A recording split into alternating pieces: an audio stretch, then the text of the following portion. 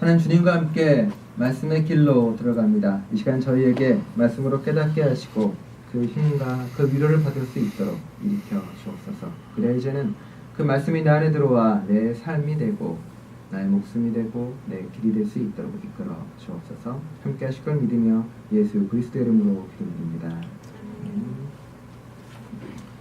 오신 여러분들을 주님의 이름으로 환영합니다. 겨울을 잘 보내고 계시나요? 날도 추워지고 미국에서는 눈도 많이 오고 우리 집사님도 계신 곳에 눈이 많이 와서 되게 걱정이 되기도 합니다. 몸만 추운 게 아니죠. 얼마 전에 사스카춘에서는 총격 사건으로 인해서 4명의 무고한 생명들이 가족을 떠나 하나님의 품으로 들어갔습니다. 몸도 춥고 마음도 추운 계절이기도 합니다. 희생자들이 있는 곳에 자그마한 촛불들이 있는 것을 사진으로 영상으로 보았습니다. 아마 그 아픔을 나누는 그 작은 촛불들이 그래도 희생자의 마음에 작은 온기를 줬으면 하는 바람입니다. 얼마 전에 돌아가시는 신영복 선생님은 추운 겨울에 가장 필요한 불빛은 따뜻한 연탄에서 나오는 불빛이라고 이야기합니다. 누군가에게 온기를 전해주기 위해 태우는 연탄불이 그만큼 아름답고 그리고 오늘날 우리에게 필요한 시기이기도 합니다. 그래서 시인 안도현은 연탄재 함부로 차지 말라는 시를 합니다. 그러면서 우리에게 너는 우리의 몸을 태워서 자신을 태워서 한 번이라도 누군가에게 우리의 온기를 전해준 적이 있냐고 우리에게 다시 한번 물어보고 있습니다. 여러분들은 여러분의 온기를 다른 이에게 잘 전해주며 살고 계십니까? 아니면 여러분이 춥다는 이유 하나로 여러분의 옷깃을 여미며 자크를 잠그고 홀로 이렇게 떨고 계시지 않습니까? 시몬 선생님은 감옥에 계실 때 겨울이야말로 사람을 느끼게 하는 계절이라고 이야기합니다.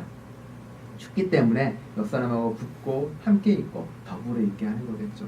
그래서 겨울이 오히려 다른 사람을 더 느끼게 하고 타인의 소중함을 더 깨닫게 하는 시기라고 말합니다. 성서에서는 그래서 고난이 축복이라고 말하기도 하고 어려움과 역경이 우리를 하나님과 더 가깝게 만든다고도 이야기합니다. 오늘 우리가 살펴보는 본문도 바로 그 이야기입니다. 겨울 가운데에서 고난과 역경 가운데에서 함께 온기를 나누며 걸어갔던 두 여인에 관련된 이야기를 나누고자 합니다.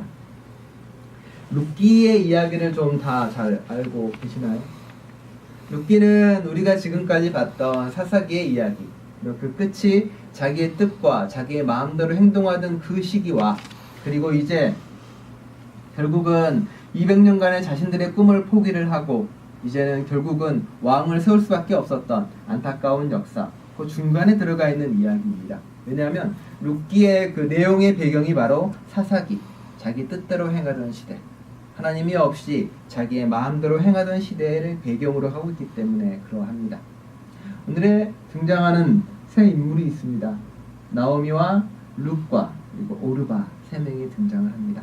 요 전 이야기는 어떻게 되냐면 나오미가 이제 자신의 남편, 자신의 아들 둘 그리고 아들 둘과 같이 모압 지방으로 이주를 오게 됩니다. 왜냐하면 너무 가뭄이 유다 땅에 힘들어서 이제 먹고 살기 위해 가족들 전체가 이렇게 이민을 오게 되는 거죠. 모압 땅에 와서 자신의 아들 둘은 모압 여인들과 결혼을 하게 됩니다.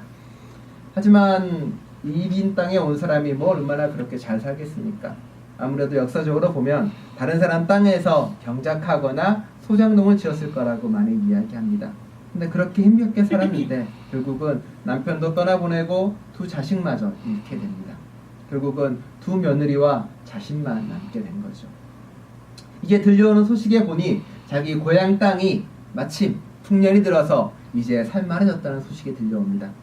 이제 나오미의 가슴에서는 이곳은 모압 땅은 아픔과 눈물의 땅이죠. 남편도 잃었고 자식도 잃었던 곳이니까 이제 고향으로 돌아가도록 결심을 합니다. 그래서 자신들의 두 며느리와 같이 떠나려고 길을 나섭니다.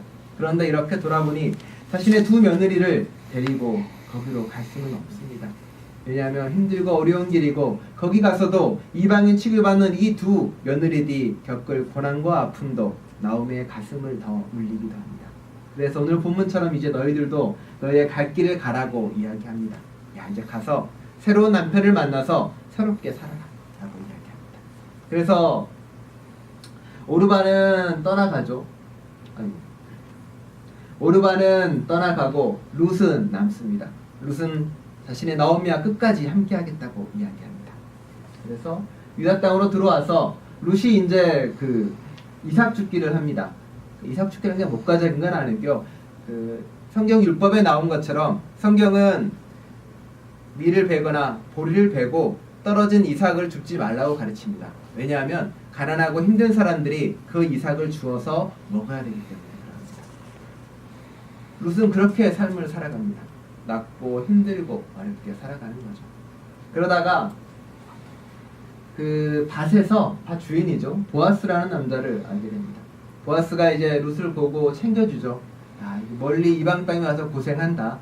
나달도 챙겨주고 그 나달들이 이삭 한 곳에서만 거둘 수 있는 게 아니라 보단을 쌓아둔 거 거기서 좀 이렇게 거둬갈 수 있게 선행을 베풉니다.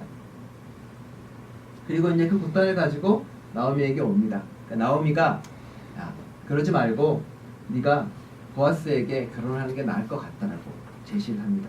그래서 나오미가 알려주죠. 이렇게 해라. 어떻게 하라 그러냐면은 보아스가 자신의 밭에 와서 일을 하고 또 술도 한잔 먹고 밤에 잠들어 있을 때 그 밑에 너도 같이 누워라 라고 이야기합니다.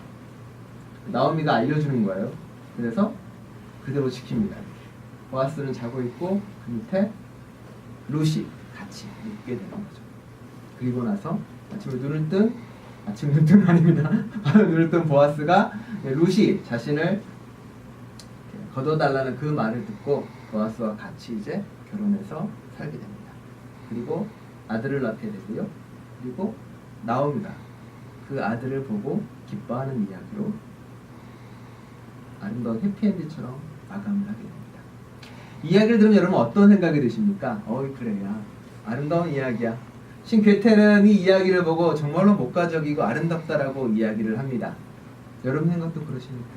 야, 이거 시어머니를 잘 모시는 며느리의 효심이 참 아름다워 라고 이야기할 수도 있고요. 혹은 이 며느리를 챙기는 나오미의 시어머니의 모습이 참 아름다우니 이 고부간에 행복하게 지내자라고 이야기할 수 있을까요? 실은 그 이야기는 아닙니다.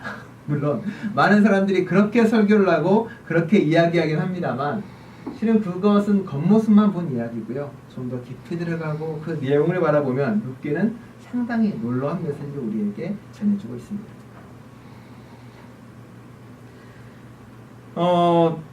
룻을 쓴 배경은 언제냐면 마침 이스라엘이 바빌론 포로기에 있다가 자신의 조국으로 돌아올 때입니다. 고레스 침략이 맞벌에 너희가 이제 고향으로 돌아가라는 것입니다. 돌아간 이스라엘 민족에게 남은 곳은 이제 잡혀갔다가 온 그 땅은 이방 땅이고 척박하고 무너진 성전과 그리고 황폐화되어 버린 고국밖에 남지 않은 곳입니다. 이제 그곳에서 새로운 나라를 재건하기 위해 새로운 땅을 재건하기 위해 많은 사람들이 애를 쓰기 시작합니다. 특별히 성경에 등장하는 에스라와 느헤미야는 어떤 일을 벌이냐면 야 이제 우리가 이 땅에 새로 왔으니 우리의 종교적인 순수성을 회복하자라는 운동을 합니다.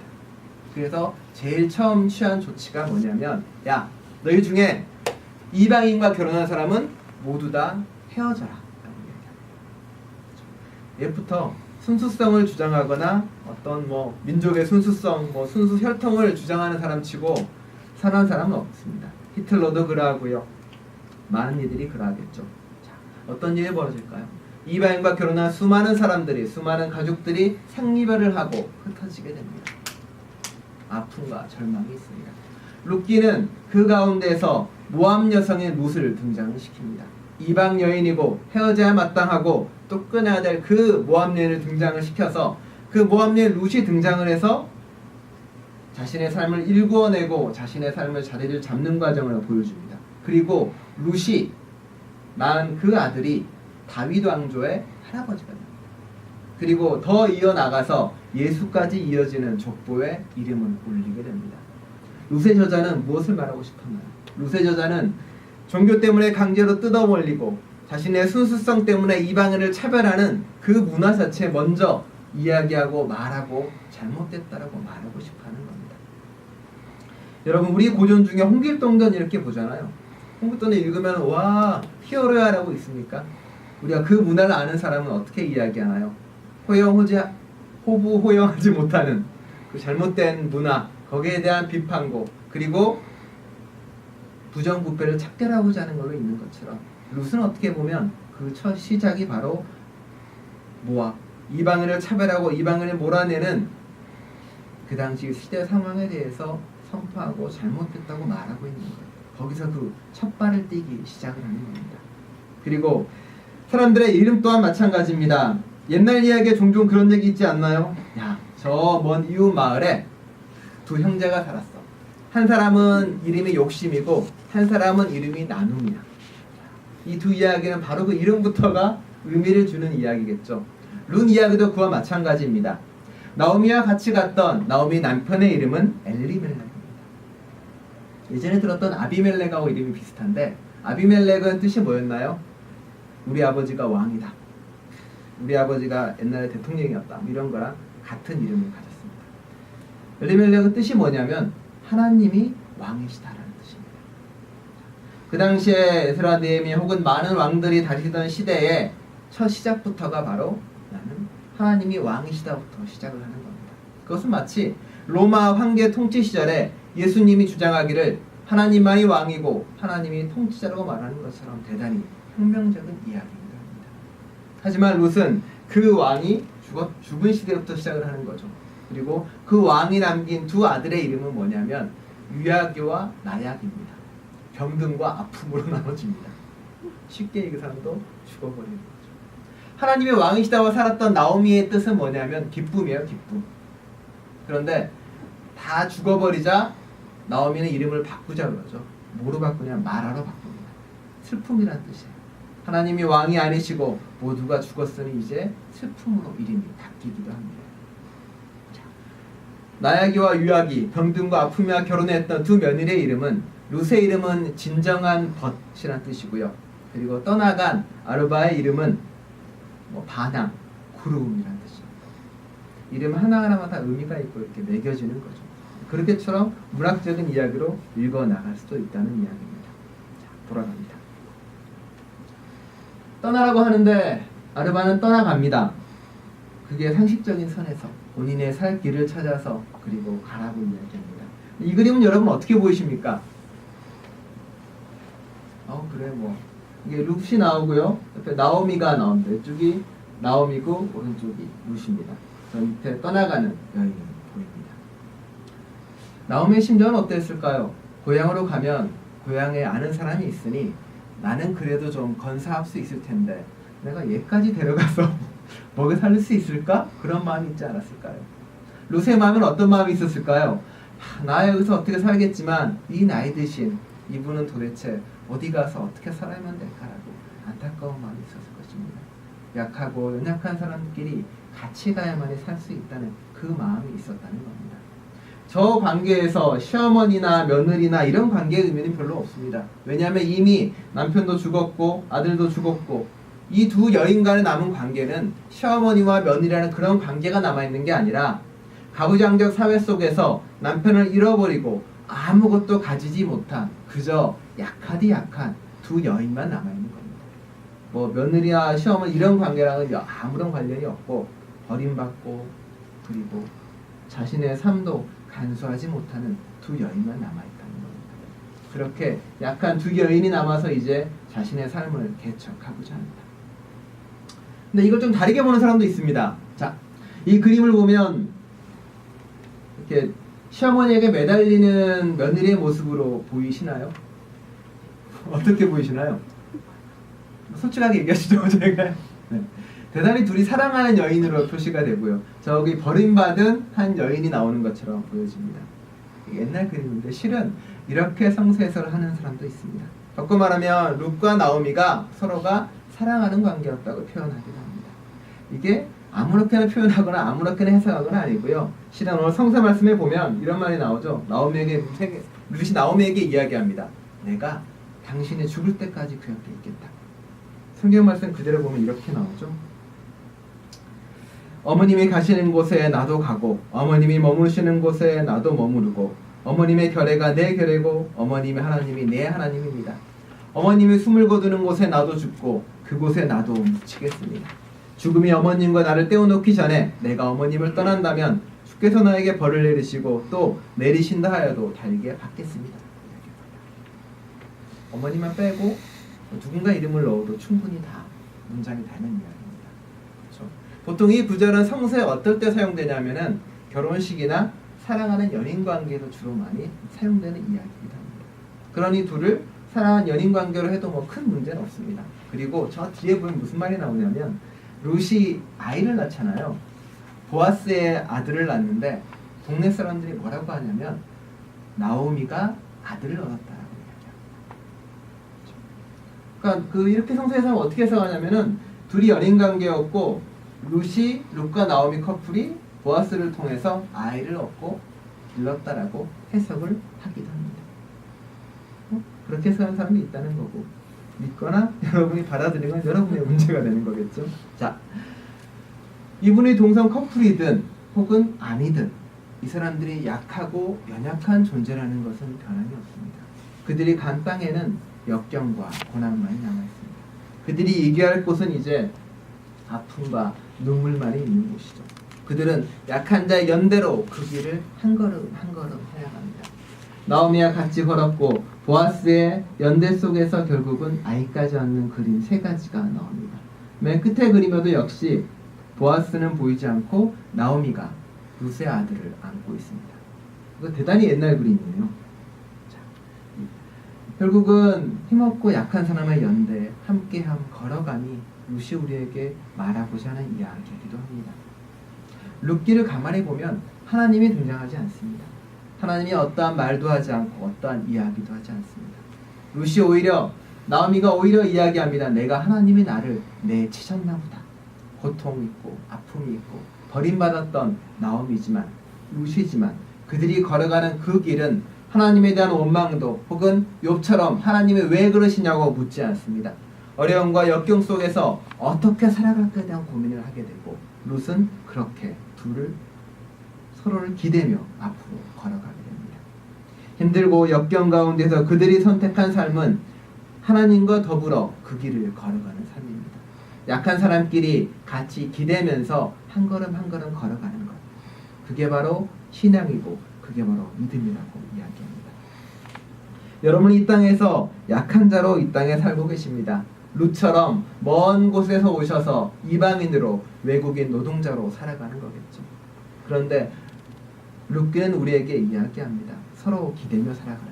내 가족끼리만 뭉쳐서 살아가는 것이 아니라 내가 아는 사람끼리만 살아가는 것이 아니라 힘들고 약한 우리가 서로가 서로를 돌보가며 살아갈 때 그것이 바로 신앙이고 믿음이고 살아갈 수 있는 길이라고 우리에게 다시 한번 말해주고 선포하고 있는 것입니다. 룻과 나오미는 신앙이 무엇인지 보여줍니다. 어떻게 살 거냐고 원망하는 신앙이 아니라 어떻게 지내야만 되냐고 하나님께 묻는 신앙이 아니라 내 안에 하나님을 가지고 도울 수 있으면 돕고 함께하면 함께하는 것. 그게 바로 믿음이라고 이야기합니다. 나오미와 룻은 아브라함보다 더 훌륭하다고 이야기하는 신학자들도 있습니다. 왜냐하면 아브라함은 하나님이 명령을 합니다. 너 떠나라. 고향을 떠나 저곳으로 가라. 너에게 예비한 곳이 있다라고 합니다. 하지만 나오미와 룻은 하나님이 예비한 땅도 없고 하나님이 계획한 그 무언가도 보이지 않습니다. 보이지 않는 희망이고 보이지 않는 땅인데도 오로지 약한 서로가 의지하며 그 길을 떠나는 겁니다. 그리고 그 안에 하나님이 우리와 함께 하실 거라는 그 믿음이 있고 바꿔 말하면 내가 이 사람과 이 사람이 나와 서로 도움을 주고받으며 걸어가겠다는 신앙의 결단으로 그 믿음을 세운 사람들입니다. 룻기가 우리에게 이야기하는 것은 바로 그런 시기를 말하고 그런 시기를 알려줍니다. 사사기를 지나서 사무엘로 넘어갈 때 아무것도 없는 시절, 하나님이 없는 시절, 사람이 다 자기 뜻대로 하고 자기 마음대로 살았던 그 시절에 오로지 약한 자가 연대하고 걸어가는 그 발자국이 얼마나 아름답고 놀라운지 우리에게 보여줍니다. 우리 존엄 흥도님들은 부디 약하고 연약한 그 모습 그대로 서로가 서로를 의지한 채 이 땅에서 살아가시길 바랍니다. 그게 신앙이고 그게 믿음입니다. 약한 자의 연대 가운데 하나님은 우리를 이끄시고 우리와 함께 하실 것입니다. 기도하겠습니다. 주님, 룻과 나오미의 한 걸음 한 걸음을 보며 우리를 바라봅니다. 먼 이국 땅에서 유다로 건너와 서로가 서로를 돌보기 위해 손붙잡고 걸어갔던 두 여인을 기억합니다. 주님, 그것이 곧 신앙이고 그것이 곧 믿음임을 고백합니다. 주님, 서로가 서로를 기대며 한 걸음 한 걸음 걸어가는 저희 될 수 있도록 이끌어 주옵소서. 서로가 서로를 격정하고 서로가 서로를 살펴주며 한 걸음 한 걸음 걸어갈 때 그것이 곧 신앙의 길이고 그것이 곧 믿음의 길임을 알게 하여 주옵소서. 하나님이 약속한 그 무언가가 보이지 않아도 하나님이 줄 것이라고 약속한 그 땅이 없더라도 연대하고 함께 걸어가는 것이 곧 믿음임을 깨닫게 해주셔서 이제 우리가 서로를 아끼며 서로의 상처를 보듬으며 서로를 기대며 넘어가지 않는 그 신앙의를 걸어가는 좋은 나무가 될 수 있도록 인도하여 주옵소서. 예수 그리스도 이름으로 기도드립니다.